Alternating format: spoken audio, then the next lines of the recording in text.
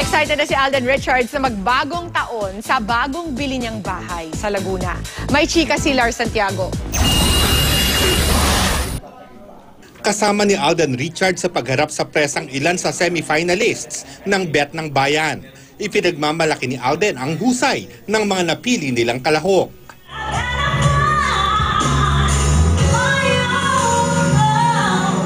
Nagulat po ako sa naipakitang talent sa mga kapuso natin all over the Philippines na meron pa palang ganito. Bukod sa taping para sa Bet ng Bayan, inaasikaso din ni Alden ang bagong bahay na binibili niya sa Laguna.